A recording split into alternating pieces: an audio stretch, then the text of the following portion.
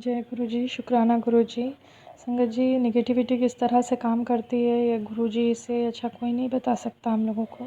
कल ही गुरु पाक का मैसेज आया था कि बेटा 3 दिन भारी हैं तुम्हारे ऊपर। तो मैं सोच रही थी कि बिल्कुल सब कुछ तो ठीक चल रहा है, कैसे क्या ही गलत हो सकता है।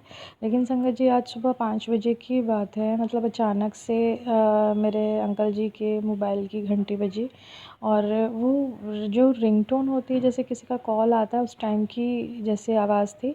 तो मैंने उनसे कहा कि ये तो तुम्हारे फ़ोन पर किसी का कॉल आया, और उन्होंने उसे तुरंत ही हटा दिया।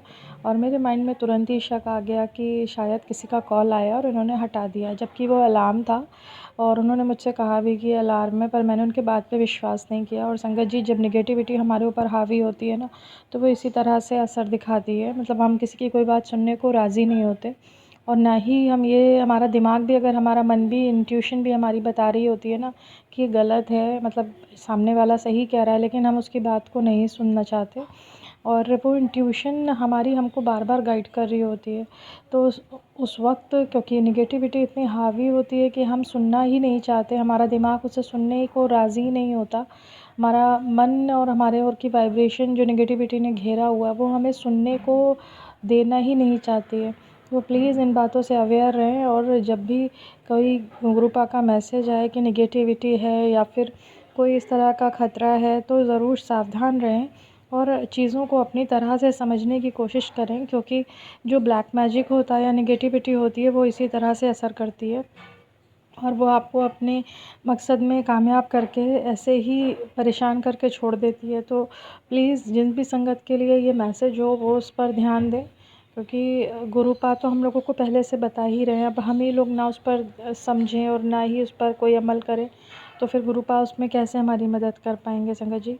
तो हम लोगों को पहले से अवेयर रहना है, और इस बात का हमेशा ध्यान रखना है कि अगर हमारा मन किसी चीज़ के लिए बहुत ज़्यादा क्रेविंग कर रहा है, मतलब बहुत ज़्यादा उतावला हो रहा है कि नहीं नहीं यही सही है, जो हम सोच रहे हैं वही सही है, तो समझ जाइएगा कि नेगेटिविटी हावी है इस वक्त आपके ऊपर, और आपको अपने ऊपर ध्यान देने की ज़रूरत है। थोड़ा शांत हो जाइएगा, वो टाइम 10-15 मिनट का निकल जाने दीजिएगा, और तब उसके बाद कोई बात करिए, तो शायद उस नेगेटिविटी का असर उतना ज़्यादा नहीं होगा आपके ऊपर।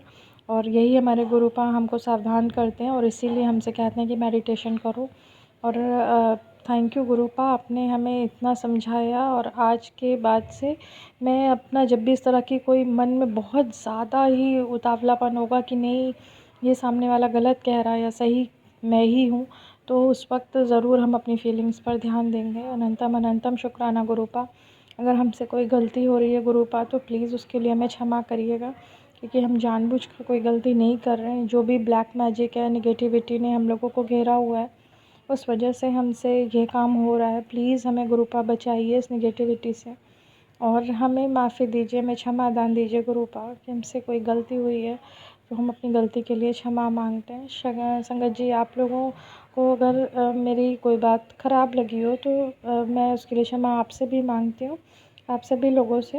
और अगर आपको सत्संग अच्छा लगे, या आपको लगे कि हाँ ये आपके किसी काम का है, तो प्लीज़ मेरे सत्संग को सब्सक्राइब करें, और कमेंट में ज़रूर मुझे बताएं। Thank you all.